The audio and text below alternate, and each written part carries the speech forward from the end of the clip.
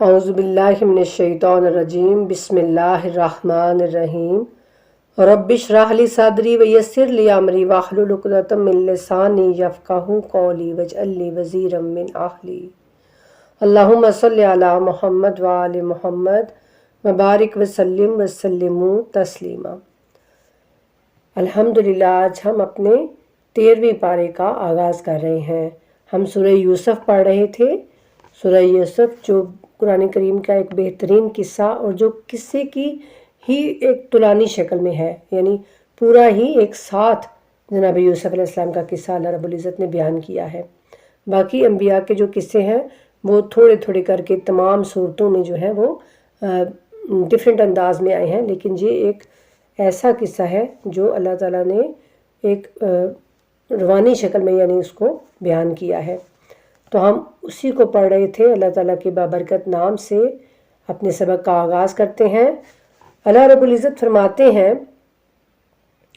کہ یعنی جناب یوسف علیہ السلام کہہ رہے ہیں کہ اور میں اپنے نفس کی صفائی پیش نہیں کرتا، کیونکہ انسانی نفس تو برائی پر اکساتا ہے، مگر یہ کہ میرا رب رحم کرے، بے شک میرا رب بڑا بخشنے والا رحم کرنے والا ہے۔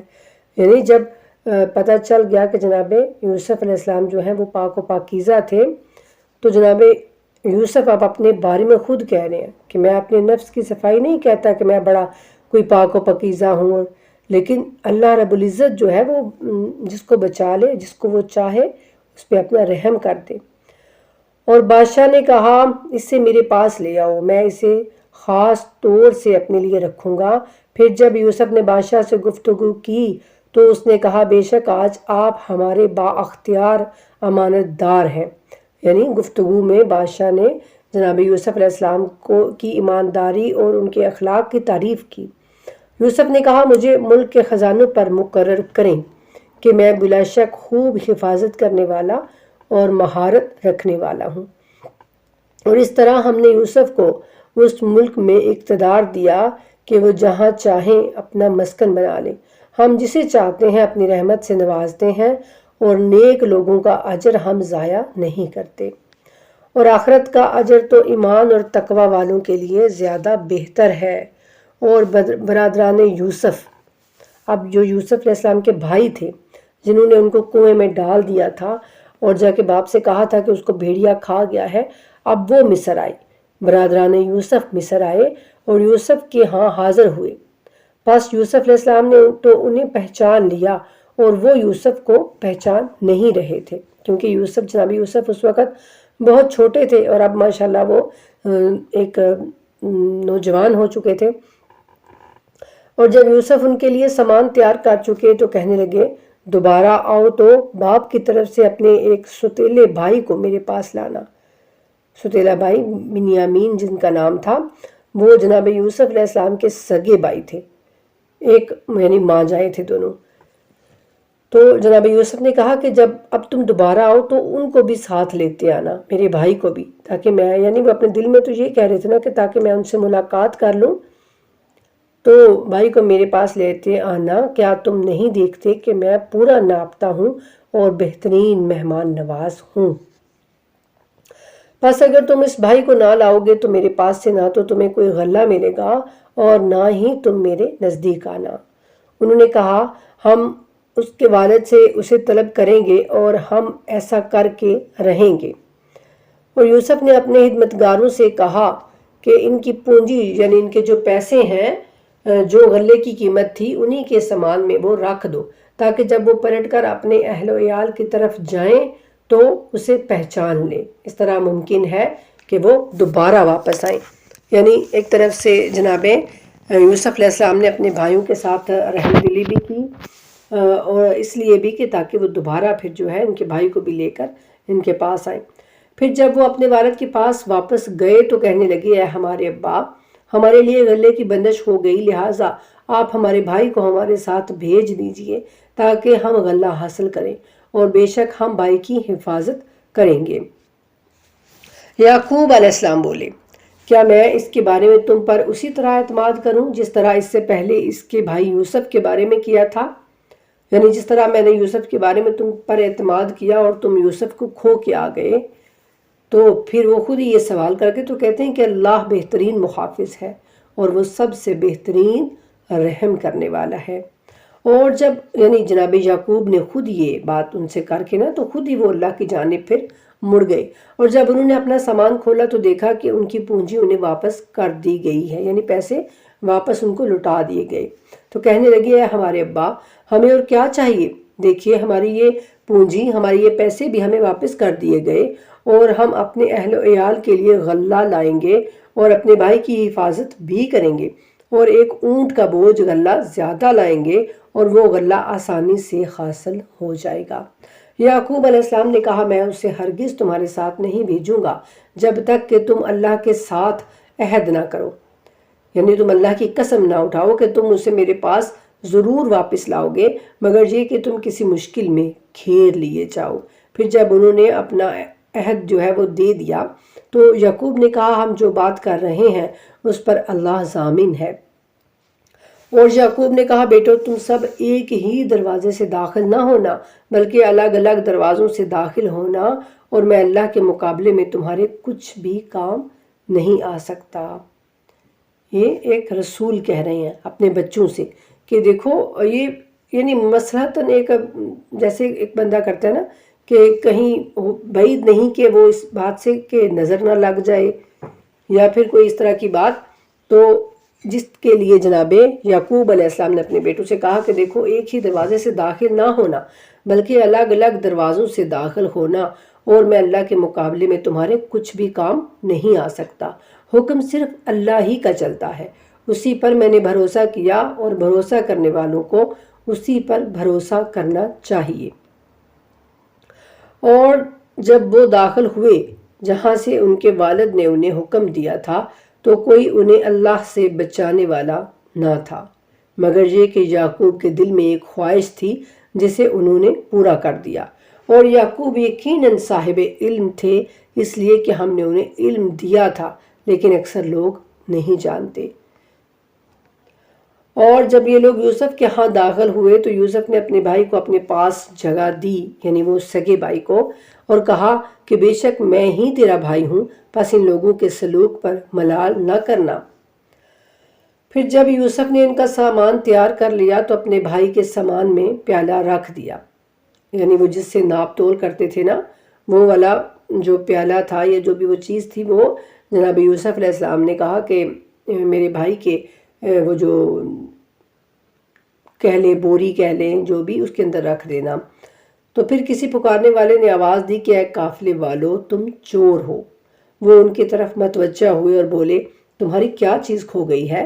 کہنے لگے، بادشاہ کا پیالہ کھو گیا ہے، اور جو اسے پیش کر دے اس کے لیے ایک بار شتر انعام ہے، اور میں اس کا ضامن ہوں۔ قافلے والوں نے کہا، اللہ کی قسم تم لوگوں کو بھی علم ہے کہ ہم اس سرزمین میں فساد کرنے نہیں آئے اور نہ ہی ہم چور ہیں۔ انہوں نے کہا، اگر تم جھوٹے ثابت ہوئے تو اس کی کیا سزا ہونی چاہیے؟ کہنے لگے، اس کی سزا یہ ہے کہ جس کے سامان میں وہ مال پایا جائے وہی اس کی سزا میں رکھ لیا جائے، ہم تو ظلم کرنے والوں کو اسی طرح سزا دیتے ہیں۔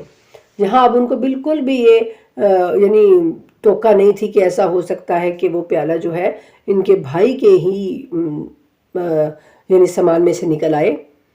تو انہوں نے یہ شرط رکھ دی کہ جس کے پاس سے وہ پیالہ نکلے گا وہی اس کی سزا ہے کہ وہ یہیں پر آپ کے پاس یعنی رہے گا آپ کا غلام بن کر۔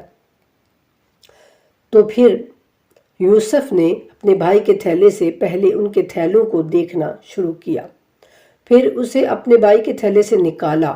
اس طرح ہم نے یوسف کے لیے تدبیر کی، ورنہ وہ شاہی قانون کے تحت اپنے بھائی کو نہیں لے سکتے تھے۔ یہ دیکھا نا، اللہ کہتے ہیں کہ اس طرح سے میں نے ایک تدبیر کی کہ یوسف اپنے بھائی کو اپنے پاس رکھ لیں، کیونکہ اس وقت جو قانون تھا اس کے تحت میں یوسف جو ہے وہ اپنے بھائی کو نہیں رکھ سکتے تھے۔ تو یوں اللہ تعالیٰ تدبیریں کرتے ہیں، بھائی کو نہیں لے سکتے تھے، مگر یہ کہ اللہ کی مشیت ہو، یعنی اللہ کا ارادہ ہو گیا تو جس کے ہم چاہتے ہیں درجات بلند کرتے ہیں، اور ہر صاحب علم سے بالا تر ایک بہت بڑی دانا ذات ہے، بے شک وہ اللہ رب العزت کی ہے۔ تو برادران یوسف نے کہا، اگر اس نے چوری کی ہے تو نئی بات نہیں، اس کے بھائی یوسف نے بھی تو پہلے چوری کی تھی۔ یعنی پھر ان کو یوسف علیہ السلام کا وہ بچپنے کا وہ واقعہ یاد آ گیا۔ تو انشاءاللہ وہ یہ جو ساری اس کی تفصیلات ہیں نا، بعد میں جو ضرور اس کو جاننے کی کوشش کریں گے، ٹھیک ہے۔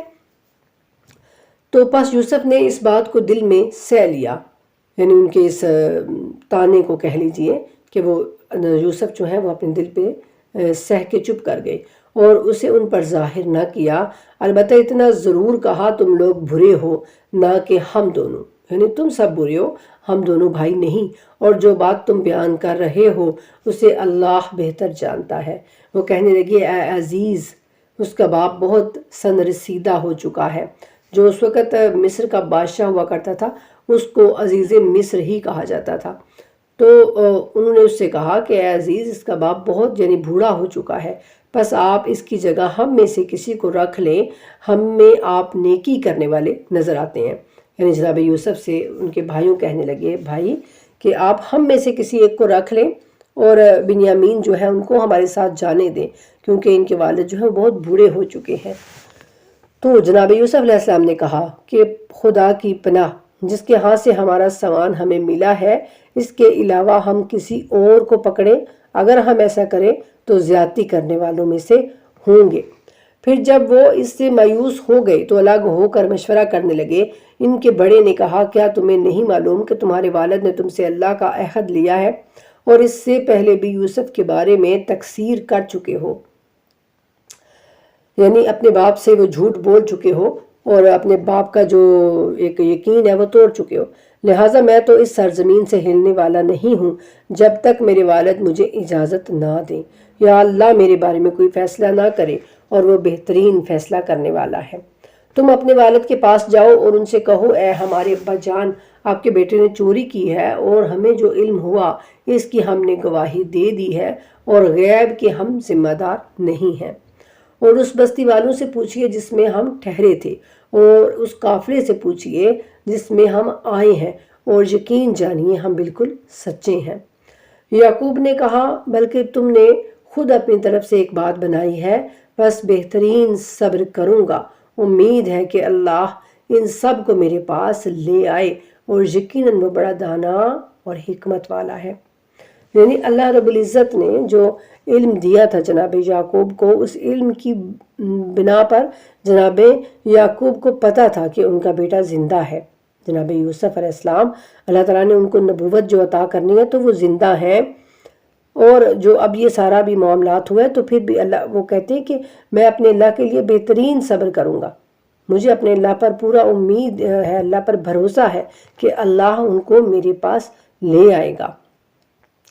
اور یعقوب نے ان سے منہ پھیر لیا اور کہا ہائے یوسف، یعنی وہ جناب یعقوب علیہ السلام نے اپنے بیٹوں کی طرف سے منہ جو ہے وہ موڑ لیا، اور جناب یوسف کے غم میں اب یہاں اس بات کو یاد رکھیے کہ یہاں پر یوسف ابھی نہیں کھوئے ہیں، یوسف کو تو 40 سال ہو گئے جو جناب یعقوب کو روتے روتے، لیکن اب جب پھر دوبارہ وہ چوٹ لگی، دوبارہ دوسرا بیٹا جو ہے وہ آنکھوں سے دور ہو گیا، تو پھر ان کو وہ جدائی یاد آ گئی دوبارہ، اور وہ اسی غم میں پھر رونے لگی ہائے یوسف کہہ کر، یعنی یوسف کو یاد کر کے، اور ان کی آنکھیں روتے روتے غم سے سفید پڑ گئیں اور وہ گھٹے جا رہے تھے۔ ان کی آنکھیں ختم ہو گئی تھی، یعنی سفید ہو گئی تھی، یعنی ان کی بینائی چلی گئی تھی روتے روتے، ان کی آنکھیں جو ہیں وہ غم سے، یعنی روتے روتے ان کی آنکھیں جو ہیں وہ ان کا نور ہی ختم ہو گیا تھا، اس قدر وہ اپنے بیٹے کی جدائی میں روئے تھے اور اس قدر انہوں نے غم کیا تھا۔ لیکن پھر بھی اللہ کہتے ہیں کہ یوسف جو یعقوب ہے وہ بہترین صبر کرنے والے تھے۔ اللہ رب العزت یہ نہیں کہتے کہ وہ واہ ویلا کرنے والے تھے یا وہ بے صبرے تھے، جبکہ 40 سال جناب یوسف علیہ السلام کو روتے رہے جناب یعقوب یاد کر کر کے، لیکن اللہ کہتے ہیں کہ وہ بہترین صبر کرنے والے تھے۔ تو بیٹوں نے کہا قسم خدا کی، یوسف کو برابر یاد کرتے کرتے آپ جان بلب ہو جائیں گے یا جان دے دیں گے، یعنی اس قدر وہ روتے تھے اور اس قدر آہو بکا کرتے تھے جناب یعقوب علیہ السلام کہ ان کے بیٹے کہنے لگے کہ کیا بابا آپ اس طرح سے روتے روتے اپنی جان ہی دے دیں گے یوسف کے لیے؟ یعقوب نے کہا میں اپنا اضطراب اور غم صرف اللہ کے سامنے پیش کر رہا ہوں اور اللہ کی جانب سے وہ باتیں جانتا ہوں جو تم نہیں جانتے۔ اے میرے بیٹوں، جاؤ یوسف اور اس کے بھائی کو تلاش کرو اور اللہ کے فیض سے مایوس نہ ہونا، کیونکہ اللہ کے فیض سے تو صرف کافر لوگ مایوس ہوتے ہیں۔ پھر جب وہ یوسف کے ہاں داخل ہوئے تو کہنے لگے اے عزیز، ہم اور ہمارے اہل و عیال سخت تکلیف میں ہیں اور ہم نہایت ناچیز پونجی لے کر آئے ہیں، یعنی بہت ہی کم قیمت لے کر آئے ہیں، پس آپ ہمیں پورا غلہ دیجئے اور ہمیں خیرات بھی دیجئے، اور اللہ خیرات دینے والوں کو یقیناً اجر عطا کرتا ہے۔ یعنی ہمارے پاس پیسے کم ہیں لیکن آپ ہم کو پھر بھی غلہ جو ہے وہ پورا دیجئے۔ وہ وقت تھا کہ یعنی ایک بندے کو جیسے کوئی کہہ لیں کہ ایک بندے کو ایک بوری ملتی ہے، اس طرح سے کوئی حساب تھا۔ تو یعنی ہم جتنے بندے آئے ہیں آپ ان سب کو غلہ دیجئے اور اس کے ساتھ ہم پر احسان بھی کیجئے، ہمیں کچھ اپنی طرف سے بھی بڑھا کر دیجئے۔ یوسف نے کہا کیا تم جانتے ہو کہ جب تم نادان تھے تو تم نے یوسف اور اس کے بھائی کے ساتھ کیا سلوک کیا؟ یعنی اب جناب یوسف نے ان کو وہ یاد کروایا تو وہ کہنے لگے کیا واقعی آپ یوسف ہیں؟ کہا میں یوسف ہوں اور یہ میرا بھائی ہے، اللہ نے ہم پر احسان کیا ہے، اگر کوئی تقوی اختیار کرے اور صبر کرے تو اللہ نیکی کرنے والوں کا اجر ضائع نہیں کرتا۔ انہوں نے کہا کہ اللہ کی قسم، اللہ نے آپ کو ہم پر فضیلت دی ہے اور ہم ہی خطا کار تھے۔ یہاں اب جناب یوسف کے جو بھائی تھے وہ اپنی جو خطا تھی اس کو مان رہے ہیں کہ ہم نے وہ غلطی کی تھی، ہم ہی گناہ گار تھے، تو اللہ نے بے شک ہم پر آپ کو فضیلت بخشی ہے۔ یوسف نے کہا آج تم پر کوئی عذاب نہیں، یعنی جناب یوسف علیہ السلام نے ان کو معاف کر دیا۔ دیکھیے یہ ذرا آپ سوچئے کہ اتنی بڑی انہوں نے جان لینے کی کوشش کی، اتنا ان کو غم دیا، اس قدر ان کو جو ہے وہ مار مار کے تو کنویں میں لٹکا دیا، اور جناب یوسف کو اور پھر وہ غلاموں کی طرح بیچے گئے، پھر وہ وہاں پر یعنی اپنے باپ سے اپنے گھر سے دور وہ ساری مشکلات اور مصیبتیں برداشت کیں، پھر جو قید خانہ تھا اس میں رہے کتنے سال، وہ سب کچھ برداشت کیا، لیکن اب جب وہ سامنے آ گئے اور انہوں نے ایک لفظ کہہ دیا بس کہ ہاں ہم مانتے ہیں کہ ہم سے خطا ہو گئی تھی اور اللہ نے آپ کو فضیلت دی ہے ہم پر، تو بس جناب یوسف علیہ السلام نے اپنے دل کو صاف کر لیا۔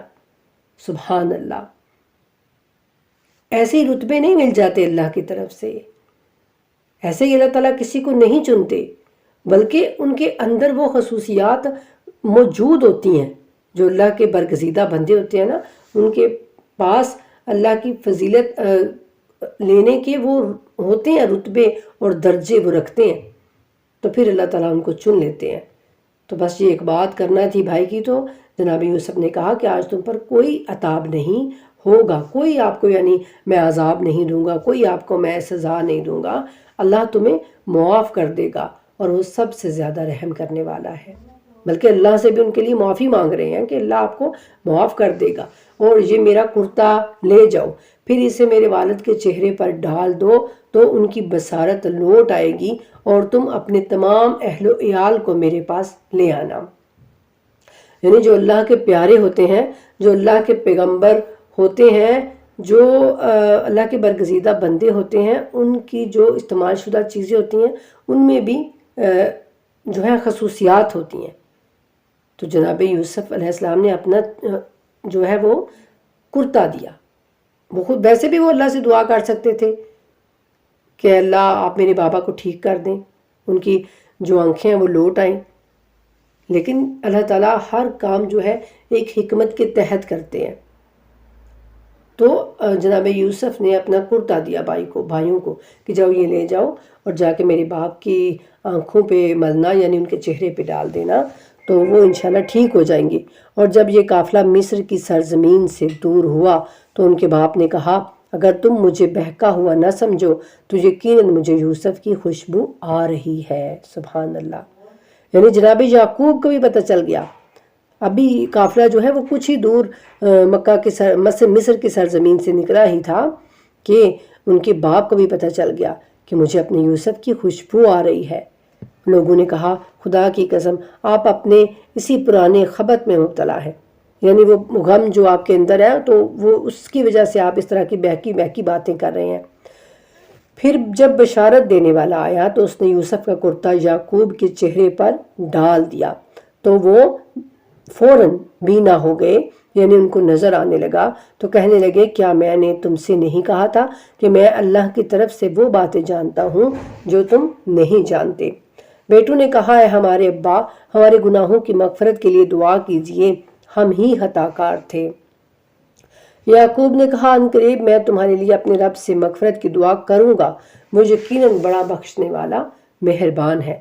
جب یہ لوگ یوسف کے پاس پہنچے تو یوسف اپنے والدین کو اپنے ساتھ بٹھایا اور کہا اللہ نے چاہا تو امن کے ساتھ مصر میں داخل ہو جائیے۔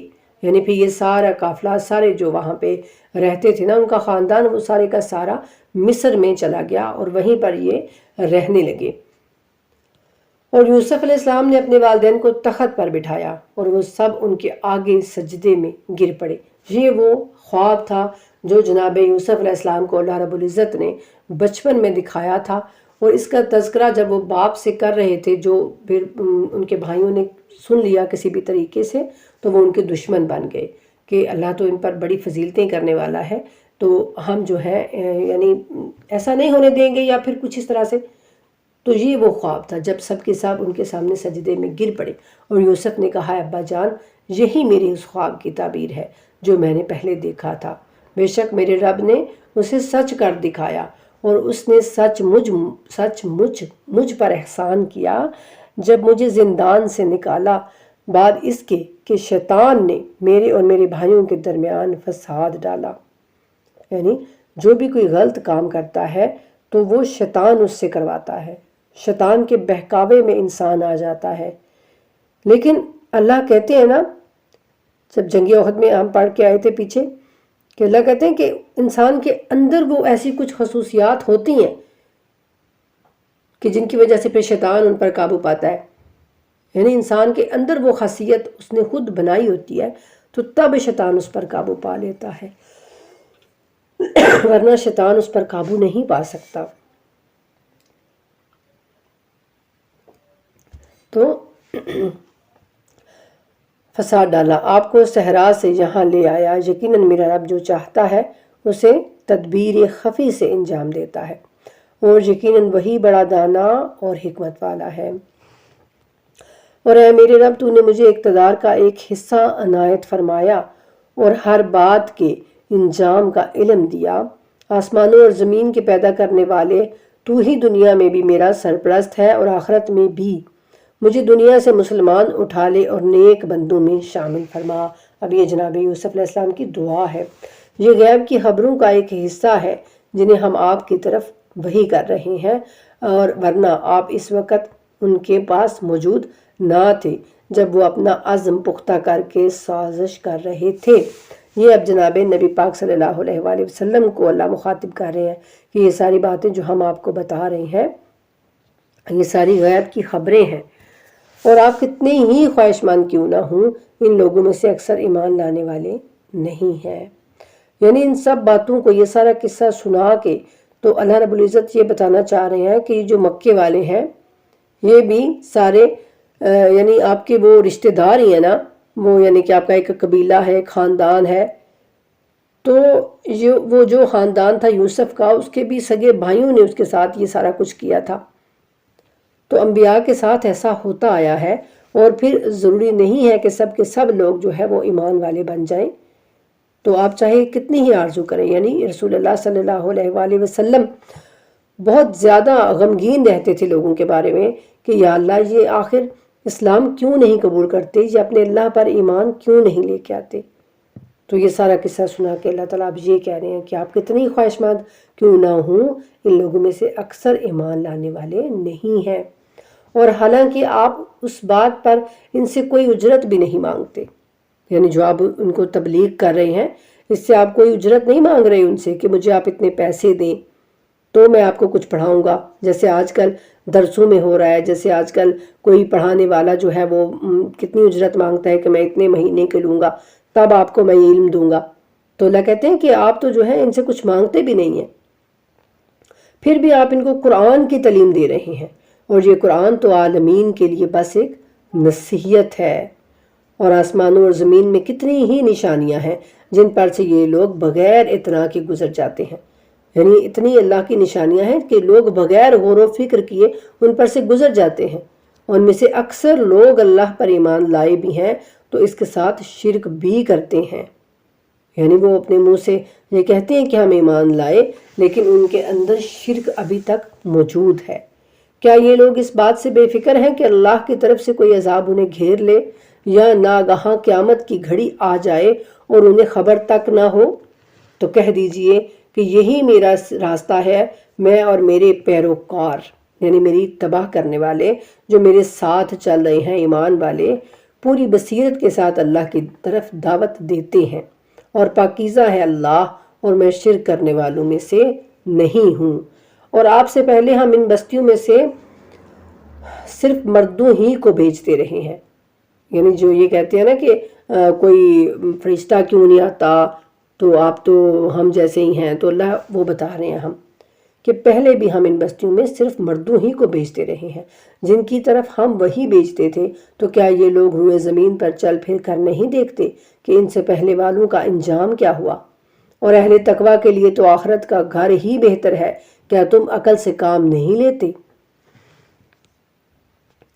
یہاں تک کہ جب انبیاء لوگوں سے مایوس ہو گئی اور لوگ بھی یہ خیال کرنے لگے کہ ان سے جھوٹ بولا گیا تھا، تو پیغمبروں کے لیے ہماری نصرت پہنچ گئی، یعنی انبیاء جو ہیں وہ تبلیغ کر کر کے بیچارے تھک گئے، اور لوگ جو تھے وہ یہ پھر یعنی ان کو جھوٹ لگا کہ جو یہ کہتے ہیں نا عذاب آئے گا عذاب آئے گا، تو کوئی عذاب شذاب نہیں آئے گا، انہوں نے اس چیز کو جھوٹ سمجھ لیا۔ تو پھر اللہ کہتے ہیں کہ پیغمبروں کے لیے ہماری نصرت، ہماری مدد جو ہے وہ آ گئی، یعنی وہ عذاب ہم نے پھر لوگوں پر بھیج دیا، اس کے بعد جسے ہم نے چاہا اسے نجات مل گئی، اور مجرموں سے تو ہمارا عذاب ٹالا نہیں جا سکتا۔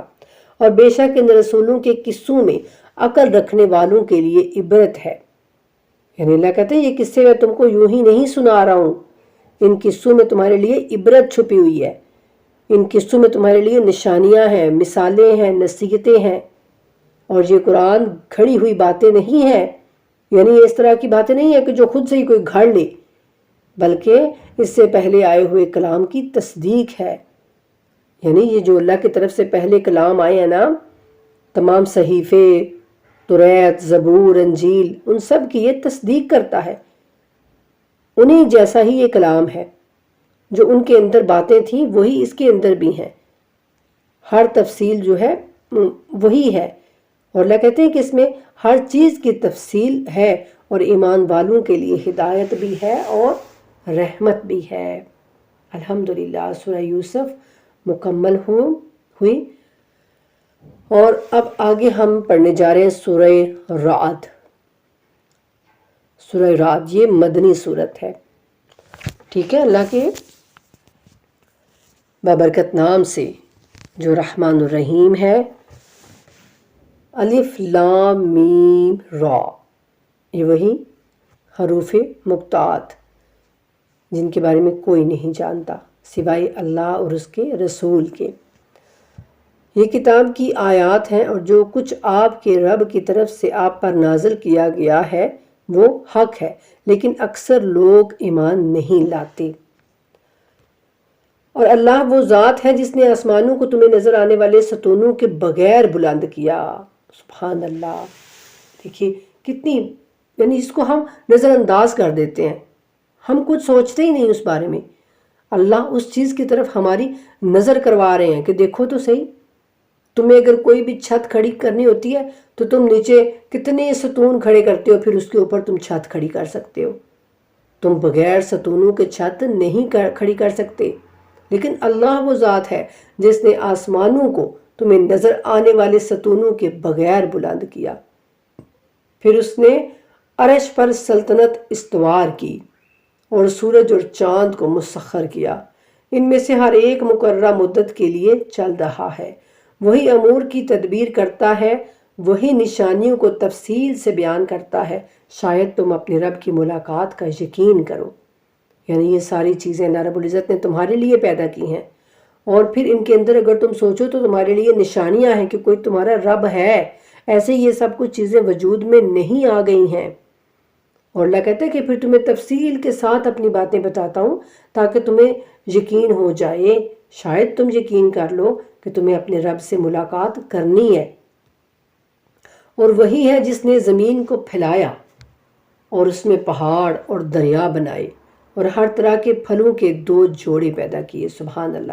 اللہ کہتے ہیں کہ ہر چیز کو میں نے نر اور مادہ بنایا ہوا ہے، اور یہ سائنس آج جو ہے اس کو ایگزیکٹ مان رہی ہے کہ بالکل جو ہے وہ ہر چیز جو ہے وہ نر اور مادہ ہے۔ اور وہی رات سے دن کو ڈھانپ دیتا ہے۔ غور و فکر کرنے والوں کے لیے یقیناً اس میں نشانیاں ہیں۔ اور زمین میں باہم متصل ٹکڑے ہیں، اور انگوروں کے باغات ہیں، کھیتیاں اور کھجور کے درخت ہیں، جن میں سے کچھ دوہرے تنے کے ہوتے ہیں اور کچھ دوہرے نہیں ہوتے۔ یعنی کچھ کے جو تنے ہیں وہ دوہرے ہوتے ہیں اور کچھ جو ہے وہ ایسے سنگل ہوتے ہیں۔ سب کو ایک ہی پانی سے سراب کیا جاتا ہے، لیکن پھلوں میں لذت ہم بعض کو بعض سے بہتر بناتے ہیں۔ سبحان اللہ۔ اللہ رب العزت ہمیں اپنی قدرتیں، اپنی عظمتیں دکھا رہے ہیں ان آیتوں میں کہ یہ ساری چیزیں دیکھو، تم ان کو لگاتے ہو، لیکن مختلف میوے اگتے ہیں، مختلف پھل اگتے ہیں، ان کے ذائقے جو ہیں وہ چینج ہوتے ہیں۔ تم ایک ہی مٹی میں لگاتے ہو، تم ایک ہی پانی دیتے ہو، تو پھر ان کے ذائقے وہ سب کچھ چیزیں کون پیدا کرتا ہے؟ اور اللہ کہتے ہیں کہ عقل سے کام لینے والوں کے لیے یقیناً ان چیزوں میں نشانیاں ہیں۔ اور اگر آپ کو تعجب ہوتا ہے تو ان کفار کی یہ بات تعجب خیز ہے کہ جب ہم ہلاک ہو جائیں گے تو کیا ہم نئی پیدائش میں ہوں گے؟ یعنی کافر جو کہتے ہیں کہ ہم جب مر جائیں گے تو کیا ہمیں دوبارہ اٹھایا جائے گا؟ یہ وہ لوگ ہیں جو اپنے رب کے منکر ہو گئے ہیں، اور یہی وہ لوگ ہیں جن کی گردنوں میں توق پڑے ہوئے ہیں۔ استغفر اللہ۔ اور یہی جہنم والے ہیں جس میں وہ ہمیشہ رہیں گے۔ توق آپ کو پتہ ہے کیا ہوتا ہے؟ ایک کڑا سا ہوتا ہے لوہے کا بڑا سا، اور وہ گردن میں ڈال کے تو پھر اس کے ساتھ زنجیر ہوتی ہے جو انسان کے پاؤں میں ڈالی جاتی ہے۔ جو کوئی قیدی ہوتا ہے نا، بڑا سخت جو قیدی ہوتا ہے، ڈراؤنا قسم کا، تو اس کو وہ توق اور زنجیریں پہنائی جاتی ہیں۔ تو وہ توق ہوتی ہے، اور اس کے ساتھ جو ہے وہ انسان جو ایسے اکڑا رہتا ہے، وہ اس کو گردن اور ادھر ادھر کرنے اور اس کو اس کا کرنے میں بھی بہت دشواری پیش آتی ہے۔ تو اللہ کہتے ہیں کہ ان کی گردنوں میں توق ڈالے جائیں گے، بلکہ توق پڑے ہوئے ہیں، تبھی تو وہ اکڑے رہتے ہیں اللہ کی آیات کے سامنے، ان کو کچھ نظر ہی نہیں آتا، اللہ کی آیات کے سامنے اکڑ جاتے ہیں۔ اور یہ لوگ آپ سے بھلائی سے پہلے برائی میں اجلت چاہتے ہیں، یعنی یہ آپ پر ایمان لانے سے پہلے چاہتے ہیں کہ عذاب آ جائے بس، جبکہ ان سے پہلے عذاب کے واقعات پیش آ چکے ہیں، اور آپ کا رب ظلم و زیادتی کے باوجود لوگوں سے یقیناً درگزر کرنے والا ہے، اور آپ کا رب یقیناً سخت عذاب دینے والا بھی ہے۔ اور جنہوں نے کفر اختیار کیا ہے وہ کہتے ہیں کہ اس شخص پر اپنے رب کی طرف سے کوئی نشانی نازل کیوں نہیں ہوتی؟ آپ تو محض تنبیہ کرنے والے ہیں، اور ہر قوم کا ایک رہنما ہوا کرتا ہے۔ سبحان اللہ۔ یعنی اللہ کہتے ہیں کہ میں یوں ہی لوگوں کو نہیں چھوڑ دیتا، بلکہ میں ہر قوم کا ایک رہنما، ہر قوم کے لیے ایک رہنما بھیجتا ہوں۔ اب یہ اس قوم پر ہے کہ اس کو وہ کیسے سمجھتی ہے، اس پر ایمان لے کے آتی ہے، اس کے پیچھے پیچھے چلتی ہے، یا پھر اس کا انکار کر دیتی ہے۔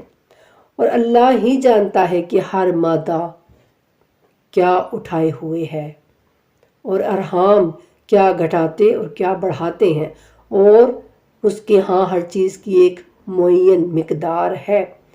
یعنی اللہ تعالیٰ ہی بہتر جانتے ہیں کہ ہر مادہ جو ہے، ہر مونس یعنی جو ہے وہ ان کے پیٹ میں کیا ہے، جو چیزیں بچے پیدا کرتی ہیں ان کے بارے میں اللہ کہہ رہے ہیں کہ یہ اللہ ہی جانتے ہیں نا سب کچھ، کہ وہ کیسے ہوتا ہے اور کس طرح سے سارا کچھ ہمارے لیے تو ایک یعنی بہت ہی عجیب و غریب بات ہے نا۔ تو وہ اللہ اس کو یاد کروا رہے ہیں کہ وہ دیکھو، وہ بھی تو اللہ ہی کرتا ہے سارا کچھ، اور پوشیدہ اور ظاہر چیزوں کا جاننے والا بزرگ برتر ہے وہ۔ یعنی وہ ہر چیز کو، جو بھی پوشیدہ ہے اور جو بھی ظاہر ہے، وہ ہر چیز سے واقف ہے. کوئی بھی ایسی چیز نہیں جو اللہ کے علم سے باہر ہو. سبحان اللہ. حتیٰ کہ اللہ کہتے ہیں جو پتا بھی گرتا ہے وہ بھی میرے علم سے اور میری اجازت سے گرتا ہے. اور تم میں سے کوئی آہستہ بات کرے یا آواز سے، اور کوئی پردہ شب میں چھپا ہوا ہو یا دن کی روشنی میں سریعام چل رہا ہو، اس کے لیے برابر ہے. یعنی اللہ تعالیٰ کو ہر چیز نظر آ رہی ہے، چاہے تم اوپر 1000 پردے ڈال دو. ہر شخص کے آگے اور پیچھے یکے بعد دیگرے آنے والے پہرے دار فرشتے یعنی مقرر ہیں، جو بحق میں خدا اس کی حفاظت کرتے ہیں. اللہ کسی قوم کا حال یقیناً اس وقت تک نہیں بدلتا جب تک وہ خود اپنی حالت کو نہ بدلے. یہ اللہ کی ایک ایسی آیت ہے جو آج ہم سب کو جو ہے وہ ہمارے سامنے ہونی چاہیے کہ اللہ کہتے ہیں کہ اس وقت تک میں تمہاری حالت ہی نہیں بدلتا جب تک کہ وہ خود جو ہے تم اپنی حالت کو بدلنا نہ چاہو. اور جب اللہ کسی قوم کو برے حال سے دو چار کرنے کا ارادہ کر لے تو اس کے ٹلنے کی کوئی صورت نہیں ہوتی، اور نہ ہی اللہ کے سوا ان کا کوئی مددگار ہوتا ہے. یعنی ہم سب یہ کہتے ہیں کہ ہمارے ملک پاکستان کو اللہ کیوں جو ہے وہ اس طرح سے کر رہے ہیں، تو اللہ تعالیٰ کیوں اتنے ظالم حکمران جو ہیں وہ ہمارے اوپر مسلط ہو چکے ہیں، کیوں یہ ملک کی جان نہیں چھوڑ رہے ہیں، کیوں کوئی بہترین حکمران جو ہے وہ پاکستان کو نہیں ملتا. اتنا بہترین ملک ہے، اتنا خوبصورت ملک ہے، اتنا زرخیز ملک ہے، لیکن وہی بات ہے کہ اللہ کہتے ہیں کہ جب تک کوئی خود نہیں چاہتا نا اپنی حالت بدلنا، میں اس کو بدلتا ہی نہیں ہوں.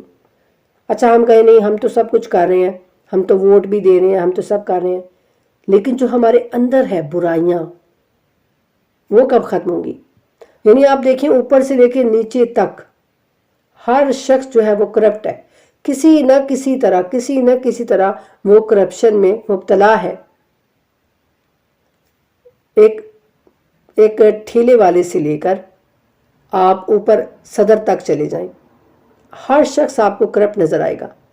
چند کے سوا چند ہوں گے جو چاہیں گے کہ نہیں سب کچھ جو ہے وہ اچھا ہو، سب کچھ ٹھیک ہو، لیکن وہ چند کی وجہ سے یعنی وہ بہت زیادہ جو برے ہیں ان کی وجہ سے وہ چند بھی گھٹ گھٹ کے مر رہے ہیں.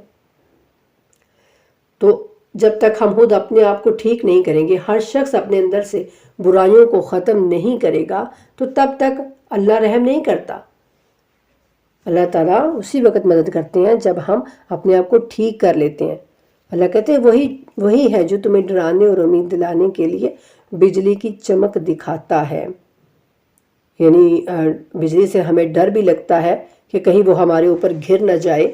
اور جب بجلیاں چمکتی ہیں تو جب بارشیں نہیں ہوتی، قحط پڑ رہا ہوتا ہے جہاں کسی جگہ پر، تو پھر وہ بجلیاں جو ہیں وہ امید بھی لے کر آتی ہیں کیا بارش آنے والی ہے، تو ان کے لیے وہ امید بن جاتی ہیں. تو اللہ کہتے ہیں کہ اور بھاری بادلوں کو پیدا کرتا ہے. یعنی جو بھاری بادل اتنا پانی اپنے اندر سمیٹے ہوئے ہوتے ہیں تو ان کو کون اوپر جو ہے وہ کھڑا کر کے رکھتا ہے. اور بجلی کی گرد جس کی ثنا کے ساتھ، اور فرشتے اس کے خوف سے لرزتے ہوئے تسبیح کرتے ہیں. سبحان اللہ. یعنی وہ جو بجلی کی چمک ہے نا اور بادل کی گرج، وہ بھی اللہ کہتے ہیں کہ میری ثنا کرتی ہے، میری حمد بیان کرتی ہے. اور وہی بجلیوں کو روانہ کرتا ہے، پھر جس پر چاہتا ہے گراتا ہے. استغفر اللہ. اور جب وہ اللہ کے بارے میں الجھ رہے ہوتے ہیں اور وہ سخت طاقت والا ہے، صرف اللہ کو پکارنا برحق ہے، اور وہ اللہ کو چھوڑ کر جنہیں پکارتے ہیں وہ انہیں کوئی جواب نہیں دے سکتے. ایسے ہی جیسے کوئی شخص اپنے دونوں ہاتھ اپنی پانی کی طرف پھیلائے، یعنی کوئی دونوں ہاتھ پانی کی طرف کرے اور ایسا یہ چاہتا ہو کہ پانی از خود اس کے منہ تک پہنچ جائے، حالانکہ وہ اس تک پہنچنے والا نہیں ہے. اور کافروں کی دعا اس طرح محض بے سود ہی ہے. اللہ کہتے ہیں کہ یوں نہیں ہوتا کہ تم بس پانی کی طرف ہاتھ بڑھا دو اور پھر یہ چاہو کہ پانی اب خود بخود جو ہے وہ تمہارے منہ تک پہنچ جائے. اور خود ہی اس کے لیے تمہیں کچھ کرنا پڑے گا نا، آگے جا کے پانی کو لینا پڑے گا، پھر اس کو اپنے منہ کی طرف لے کے جانا پڑے گا. تو وہ جو ساری تھوڑی سی محنت کرنی ہے نا، وہ تم نے کرنی ہے، تو پھر تم پانی پی سکتے ہو۔ اگر تم یوں ہی بس ہاتھ پھیلاؤ پانی کی طرف، چاہے تم دونوں ہاتھ اپنے بڑھا دو کہ آ جا پانی میرے پاس اور میرے منہ کے پاس آ جا، تو ایسا نہیں ہوتا۔ اور آسمانوں اور زمین میں بسنے والے سب بشوق یا بزور، اور ان کے سائے بھی صبح شام اللہ ہی کے لیے سربست سجود ہیں۔ یعنی آسمانوں اور زمین میں جو کچھ بھی ہے سب کا سب اپنے شوق سے یا پھر اللہ کے ڈر سے اللہ کے سامنے سربست سجود ہیں، اور حتیٰ کہ ان کے سائے بھی، یعنی ان کے سائے بھی، اللہ کہتے ہیں ہر چیز کا سایہ بھی مجھے سجدہ کرتا ہے۔ اور ان سے پوچھئے آسمانوں اور زمین کا رب کون ہے، تو کہہ دیجئے کہ اللہ ہے۔ کہہ دیں تو پھر کیا تم نے اللہ کے سوا ایسوں کو اپنا اولیاء بنایا ہے جو اپنے نفع و نقصان کے بھی مالک نہیں ہیں؟ تو کہہ دیجئے کیا بینا اور نابینا برابر ہو سکتے ہیں؟ یعنی دیکھنے والا اور نہ دیکھنے والا کیا برابر ہو سکتے ہیں؟ کیا تاریکی اور روشنی برابر ہو سکتی ہے؟ یعنی اندھیرا اور روشنی ظاہر ہے دو مختلف چیزیں ہیں، تو برابر تو نہیں ہو سکتی۔ تو جنہیں ان لوگوں نے اللہ کا شریک بنایا ہے، کیا انہوں نے اللہ کی خلقت کی طرح کچھ خلق کیا ہے جس کی وجہ سے پیدائش کا مسئلہ ان پر مشتبہ ہو گیا ہو؟ سبحان اللہ۔ یعنی اللہ کہتے ہیں کہ جن کو یہ لوگ شریک بنا رہے ہیں اللہ کا، کیا ان لوگوں نے کوئی چیز خلق کی ہے اللہ جیسی؟ کیا اب ان کو سمجھ نہیں آ رہا کہ یہ اللہ نے خلق کی ہے یا پھر یہ ہمارے معبود نے خلق کی ہے؟ تو کون سی چیز اللہ نے خلق کی ہے اور کون سی چیز نعوذ باللہ ہمارے اس معبود نے خلق کی ہے؟ انہیں سمجھ نہیں آ رہی۔ تو اللہ کہتے ہیں کہہ دیجئے کہ ہر چیز کا خالق صرف اللہ ہے، اور وہ یکتا ہے، بڑا غالب آنے والا ہے۔ سبحان اللہ۔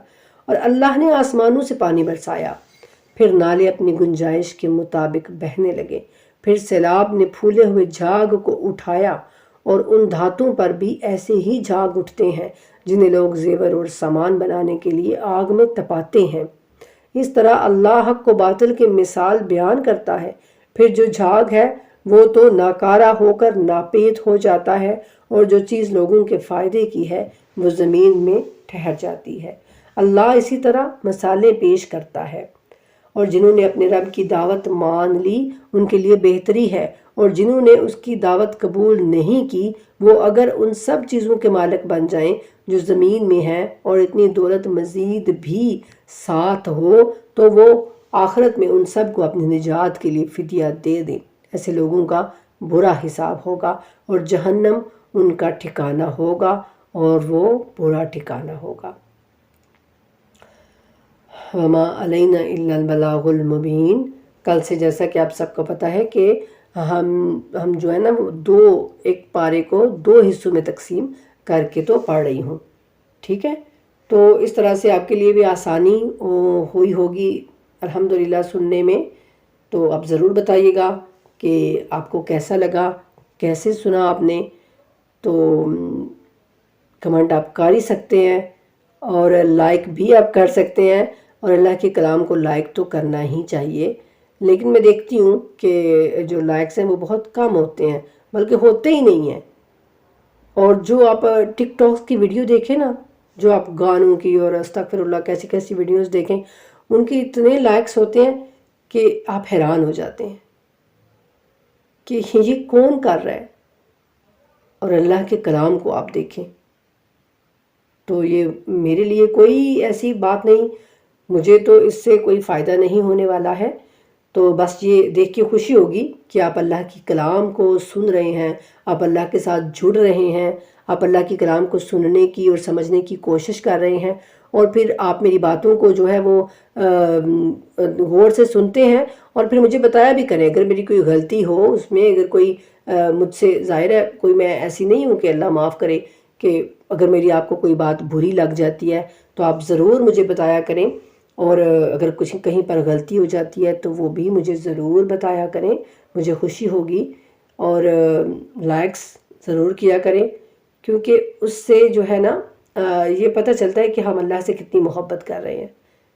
تو وما علینا الا البلاغ المبین۔ اللہم صلی علی محمد وآل محمد وعجل فرجہم وفرجنا بہم برحمتک یا ارحم الراحمین، آمین ثم آمین یا رب العالمین۔